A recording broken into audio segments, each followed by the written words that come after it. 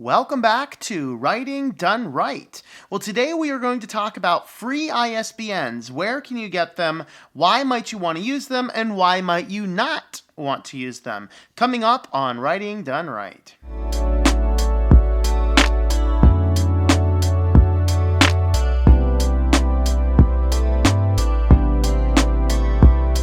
Welcome back to the channel. My name is Tom Murawski. I'm an author and a technology consultant, and we are here to teach you how to get your writing done and how to get your publishing done to get your books out of your head and into your readers' hands.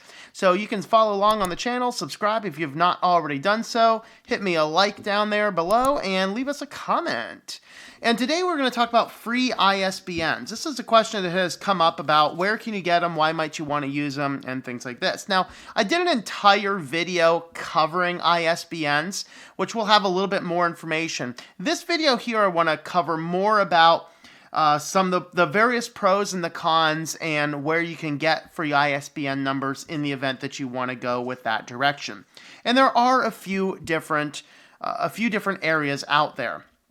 And so we'll go ahead and talk first about the places you can get them. Now, I did not research all of them, but looking at the variety of different places where you can get your books in print, we're not going to necessarily say publish, we're going to say in print. There's a fine line and distinction between those. The two big ones that I was able to find are Blurb and KDP. So KDP, of course, is your big one. If you're really just pushing out one or two books and you don't want to get involved in all of the other mess regarding everything, KDP is going to be the place you want to be. Why? Because the vast majority of all book sales happen on Amazon. KDP simply gets you the highest royalties on Amazon.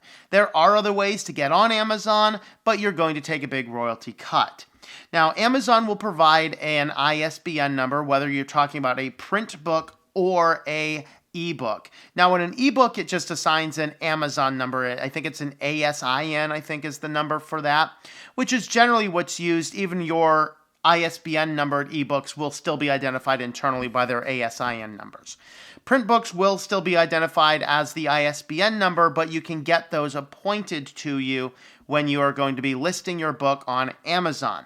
Now, if you want to use what's called the expanded distribution through Amazon, you have to use their own ISBN number. You cannot use your own custom ISBN number if you're wanting to do that. Why might you want to do that? Well, again, if you're only printing out one or two books, you're relying primarily on Amazon, hey, you may as well throw your book into all of the other bookstores at a lower royalty without having to worry about it because, hey, it's better if they're there than if they're not there at all.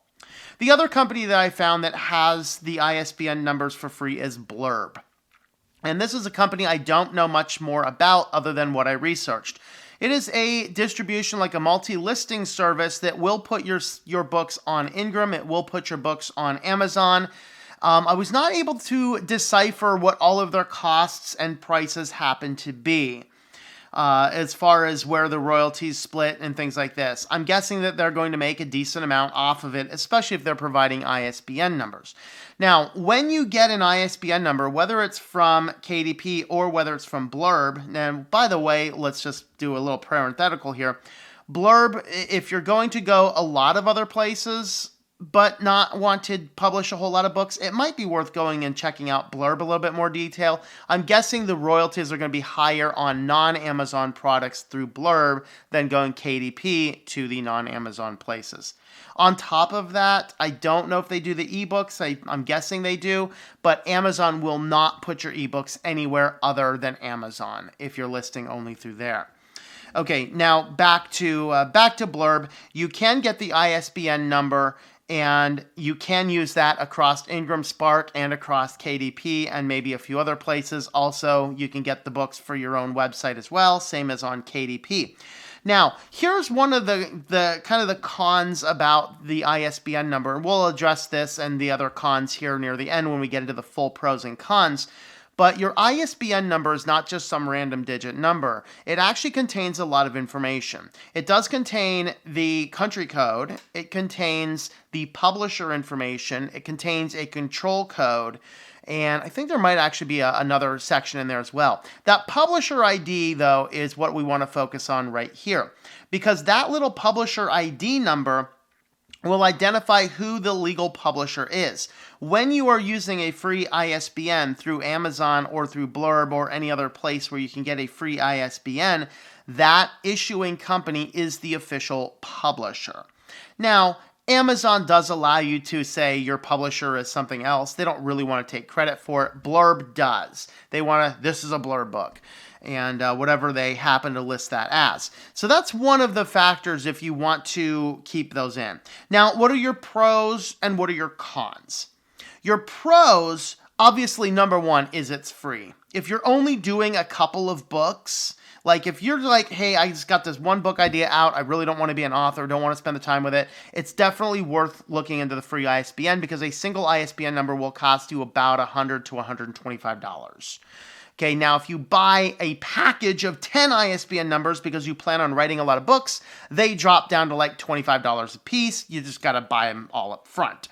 And so that is the greatest thing. The second reason is you don't have to spend the time to set it up for you. Now, Lulu actually will set up the account information for you. You can buy the ISBN number from them at $100. It's unclear to me who the actual publisher is on that, but you don't have to go through all the time it takes to set it up because it can take an hour or so to set up your Boker account here in the United States to purchase your own ISBNs. If you're only doing 1 or 2 books, it is not worth that. It's not worth creating the account. It's not worth having the extra account. It's not worth all of the extra time and expense to do that. The free ISBN is a better option. So those are kind of your pros. Your cons, and the reason I rarely, if ever, use free ISBNs, although I'm thinking about doing a couple projects soon that I might. But your cons. Your number one con is, as we've already addressed, you're not the publisher. When you set up your account through Boker to buy your ISBNs, you assign your publisher name. You assign your imprint name. When you go on, whether you go on Barnes & Noble or you go on Amazon or you go on anywhere else under the publisher name, it is your name that is the publisher name. Now, whatever that is, you're probably not going to just use your name. Your author is generally always the way it is, and most companies, Blurb does not take any copyright ownership over your book. Amazon does not take any copyright ownership over your book. Even most vanity presses don't take any copyright ownership over your book. Okay, but still, you're not listed as the publisher if that is important to you. If you don't care, you don't care. Don't worry about it. The second is it is less professional. It does look a lot less professional if you say, hey, I'm an author, and particularly if you're going to a small bookstore or anything like that, a consignment shop, you're saying, hey, I'm an author, you want to sell my books. A consignment store is not going to really care. You go and try and sell your Amazon ISBN number books in a Barnes & Noble, they almost never will take them. There's cases where they will, but they almost will never take them because they can see that as contributing to the bottom line of their chief competitor. So that's something to keep in mind. And now the last one is those ISBNs may not be usable in other places. So this reigns true for sure in KDP. You can get that ISBN number from KDP. You do have the right to buy your own books and list them on your website. But what you can't do is take that book with the Amazon generated ISBN and you can't list that through Ingram with the Amazon's number. They won't let you do that. And there may be other distribution networks where you are not actually able to list that number, in which case you are going to need the ISBN. Particularly in this area, think ebooks. Okay, Amazon is not going to allow you to get your ebooks anywhere else other than Amazon because they really do not want anybody else selling ebooks other than Amazon Kindle. Okay, print books, totally different story. Ebooks do require an ISBN, and so if you're going to want your ebooks anywhere but Amazon, you are going to want to buy that number. Because of the restrictions about using them in other places, that might be your final area. Basically, you have less control over what happens with that book. Now, it does appear from my research that Blurb, whom I have not used, it does appear to me that Blurb actually basically lists the books anywhere I'd want to list them, so I care a little bit less about that because they're giving me a little bit more control over that. Still, I'd investigate them a little bit further. It looks like a promising company. If any of you have used Blurb or know anything more about it, please let let us know in the comments down there. I'd be very interested in hearing your thoughts about it and your experiences about it. And it might be something I look into for some small projects here and there. I don't know. I want to explore some of these other areas. So those are my tips, my pros and my cons of ISBNs. I personally, as of now, I generally use my own. Now, the yellow book back here, my parody book, that is actually on an Amazon ISBN number.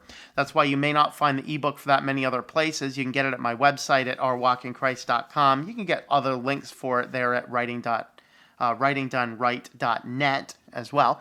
So you can look for those. All my other books, I use my own ISBNs for those.